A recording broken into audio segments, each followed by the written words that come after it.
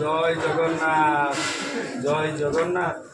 ଏବେ ମୁଁ ଯେଉଁ ଜାଗାରେ ଅଛି ଏ ଜାଗାଟି ହେଉଛି ଆମର କହିବାକୁ ଗଲେ ବାଲେଶ୍ୱର ବଡ଼ ମେଡ଼ିକାଲ, ଯାହାକୁ ଆଜି ଏ ଜାଗାରେ ଆମେ ଏକତ୍ରିତ ପୁଣି ହେଇଗଲେ କ'ଣ ଜିଲ୍ଲା ଆହାର ସୋସାଇଟି ବାଲେଶ୍ୱର ଯେଉଁ ଦେଖାଯାଉଛି ଏ ଜାଗାରେ ପୁଣି ଅଛି ସାଇଡ଼ରେ ସହରରେ ସୁଲଭ ଭୋଜନ ଆନନ୍ଦ ସ୍ୱତନ୍ତ୍ର ମନ, ଯାହାକୁ 5 ଟଙ୍କାର ଆହାର ପେଟର ମଧ୍ୟ ପରିବାରକୁ ଧର୍ମପତ୍ନୀ 5 ଟଙ୍କା ନେଇକି ପକେଇଲେ ତାପରେ 5 ଟଙ୍କା ଆଉ ସେଇଟା ଗୋଟେ ଜାଗାରେ ଲାଗିଗଲା, ଗୋଟେ ବହୁତ ଭଲ କାମରେ ଲାଗିଗଲା। ମୋ ଧର୍ମପତ୍ନୀ ଯାଇ ଗଲା ଅଛି ନା ମୋତେ ଜଣେ କାକା ପଇସା ମୁଁ ଖାଇବି, ତ ମୁଁ ଯାହା ସେ ଧର୍ମପତ୍ନୀ ନେଇ ସେ ଖାଇବାରେ ପଳେଇଲି। ମେଡ଼ିକାଲ ଯେଉଁ ଷ୍ଟୁଡେଣ୍ଟମାନେ ଥିଲେ ମୋ ପାଇଁ ଟିକେଟ୍ ଗୋଟେ କରିଦେଇଥିଲେ, ସେମାନେ 3 ଜଣ ଅଛନ୍ତି, ମୋ ପାଇଁ ଏକ୍ସଟ୍ରା ଟିକେଟ୍ କରିଦେଲେ, କହିଲେ ଖାଇଥିଲା ମୋତେ ଆଗରେ ମୁଁ ପଳେଇଲି, ଖାଇ ନେଇ ପଳେଇଲି। ଆଗରେ ଭୋକ ପ୍ରବଳ ଥିଲା, ସକାଳେ ଖାଇନଥିଲି, ଗୋଟେ ବିସ୍କୁଟ ଆଉ ଚାହା ଟିକେ ଆସିଥିଲି। ଆଉ ମୁଁ ହେଡ଼େକ୍ ହୁଏ, ମୁଁ କହିଲି ନହେଲେ କହିବି ତ ଖାଇନି, ପରୀକ୍ଷା ଯେପର୍ଯ୍ୟନ୍ତ ଯେଉଁ କାମ ଲାଗି ମୁଁ ସିଗାରେଟ୍ ପିଇଦିଏ ସତରେଟା କହିଲି। ଗୋଟେ କଥା କ'ଣ ଗୋଟେ କଥା କହିବି, ମା ମାନେ ଆମେ ସମସ୍ତେ ଗୋଟେ ଏକ ଭାଇଟା ନେଇ ଖୁସିରେ ସୁଖରେ ଶାନ୍ତିରେ ବଞ୍ଚିବା ସହିତ ସମାଜରେ ପୁଣି କରି ସେ ଦିଗରେ ଓଡ଼ିଶାବାସୀ ସାରା ଭାରତବାସୀ ଆଜ୍ଞା କ'ଣ ଗୋଟେ ରାଗିଥିଲା ବୋଧେ ଯାହା ଏବେ ପୁଣି ଆଉ କହିବୁ ଆମେ ଗୋଟେ ନିଶ୍ୱାସରେ ଯିଏ କହିବ ମୁଁ ଭାବୁଛି ତା ପ୍ରାଣ ପଳେଇବ। ଗୋଟେ ନିଶ୍ୱାସରେ ଏଇ ଜିନିଷଟା ଯିଏ କହିବ କାହିଁକି ମୋ ନାଁ ବିଜୁ, ଘର ସାତଟା ଜିଲ୍ଲା ବାଲେଶ୍ୱର, ବାପାଙ୍କ ନାଁ ନାଁଟା ହେଉଛି ରଘୁନାଥ ମଲ୍ଲିକ, ବାପାଙ୍କ ବାପା ମାନେ ଆମ ଜେଜେବାପାଙ୍କ ନାଁ ହେଉଛି ମନୋରଞ୍ଜନ ମଲ୍ଲିକ।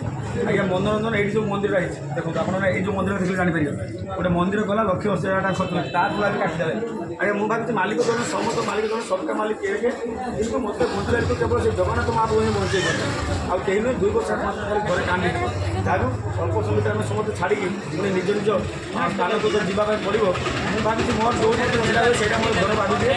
ଆଉ ଦିନ ଥାଏ ମାନେ ଏମିତି ବି ସମୟ ଅଛି ମୋ ପାଇଁ ସଦାବେଳେ ଯେଉଁଠି ମନ୍ଦିର କେତେବେଳେ ମୋବାଇଲ ଧରି ଶୋଇଯାଇଛୁ ସେଇଠି କେଉଁଠି ଯାଇଛି ପ୍ରୋଗ୍ରାମ ଦେଖିବା ପାଇଁ ଗୀତ ଗାଇବା ପାଇଁ ସେଇଠି ଶୋଇଯାଏ। ମାନେ ଯାହା ବି ଆଉ ଥରେ ପୁଣି କହି ରଖୁଛି ଆମେ ସମସ୍ତେ ଗୋଟେ ଏକ ଭାଇଚାରା ନେଇ ଖୁସିରେ ସୁଖରେ ଶାନ୍ତିରେ ବଞ୍ଚିବା ସହିତ ଏ ସମାଜରେ କୁନି କୁନି ପିଲାମାନେ କିପରି ତାଙ୍କ ଲକ୍ଷ୍ୟ ପହଞ୍ଚି ସେ ଦିଗରେ ଓଡ଼ିଶାବାସୀ ନୁହନ୍ତି ସାରା ଭାରତ ମୋ ଝିଅଟି ମଧ୍ୟ ଘର ଅଛି। ଆଉ ରାଜ ବୋଲି ଆମର ଜଣେ ଯେଉଁ ଥିଲା ଗୋଟେ ମାନେ କୁକୁର ଚଢ଼େ, କୁକୁର କହିକି ମୋତେ ଖରାପ ଲାଗେ, ତାଙ୍କ ଦେହରେ ବର୍ତ୍ତମାନ ଗୋଟେ ସେ ଗଢ଼ା ଅଛି ମାନେ ତିଆରି ଅଳ୍ପ ସମୟ ଯେଉଁ ମୁଁ ଯେଉଁ ମାଆଙ୍କ ଗୋଟେ କଥା ନେଇ ଭାଇ ମାନେ ତାଙ୍କ ବାପାଙ୍କ ଗୋଟେ କଥା ନେଇ ପଳେଇ ପ୍ରିୟଙ୍କା ଦେଖନ୍ତୁ ପ୍ରିୟଙ୍କା ଆଉ ପ୍ରିୟା 2 ଭଳି, ମୋ ଝିଅ ନାଁ ବି ପରି। ଦେଖନ୍ତୁ କ'ଣ ହେଇଛି ଏମିତି ଗୋଟେ ଭଲ ଦିନ ବୋଲି ମୁଁ ମନେ କରୁଛି। ମୁଁ ତ ଡାକେ ଗୁଲୁ ତାଙ୍କୁ, ମୋ ପୁଅକୁ ଡାକେ ମୁଁ ଗୁଲୁ ବୋଲି। ଆଉ ଭାଇ ମଧ୍ୟ ଦେଖା ହେଇଗଲେ, ଯାହାକୁ ଆମର ଗୋଟେ ନଥିଲା ଗୋଟେ ଜିନିଷ, ସେ ଜିନିଷ ପରେ ଆପଣ ଜାଣିବେ ଯଦି କେବେ ଭଗବାନ ଯଦି ଗଲେ ମୁଁ ତାଙ୍କ ଘରକୁ ଗଲେ, ଆଉ ସେ ଜିନିଷଟା ମୁଁ ଭାବୁଛି ଆଜିଠୁ ମିଳିଗଲା। କାହିଁକି ନା ଲିପି ଯେଉଁଭଳି ଦେଖିବେ ସେଭଳିଆ ନହେଲେ ମଧ୍ୟ ମନରେ ଆନନ୍ଦ ଯୋଉଛି। ଆରେ ଅର୍ଥ ମୁଁ ଭାବେ ଅର୍ଥ ଏଇଟା ଆବଶ୍ୟକ ନାହିଁ ମୋ ପାଇଁ, ମୋ ଗାଡ଼ିରେ ତେଲ ପଡ଼ିଯାଉଛି, ଆଉ ଟାଙ୍କିରେ କେଉଁ ଟାଙ୍କିରେ ଅଛି ତେଲ ଆଜି ପର୍ଯ୍ୟନ୍ତ 2 5 ଦିନ ପରେ ଦେଇ ଆସୁଛି। ଏମିତି ଏତିକି ଭଲ ଆସୁଛି ଭାଇ ହଉ ଯଦି ବାପା ମାଆଙ୍କର ଜାଗା ବାପା ମାଆଙ୍କୁ ସ୍ନେହ ଦେବ ମାନିବ ବୁଝିପାରିଲ ନା। ସଦାବେଳେ ଯୁଆଡ଼େ ଘର ବାହାରି ଆମେ ଘରକୁ ଆସିଲେ ପଢ଼ିବ ବୁଝିପାରିଲ କ'ଣ। ଆଉ ଭାଇ ଆପଣ ମଙ୍ଗଳ ଦଳେଇ ଭାଇ ଦେଖନ୍ତୁ ମାନେ ଯେଉଁ ତା ଭିତରେ ଦେଖନ୍ତୁ ଯେଉଁ ଭାଇଙ୍କର ଯେଉଁ ଭଲ ପାଇବା, ଆରେ ଭଲ ପାଇବା 2 ପଦ ଦରକାର ଆଉ କିଛି ନୁହେଁ।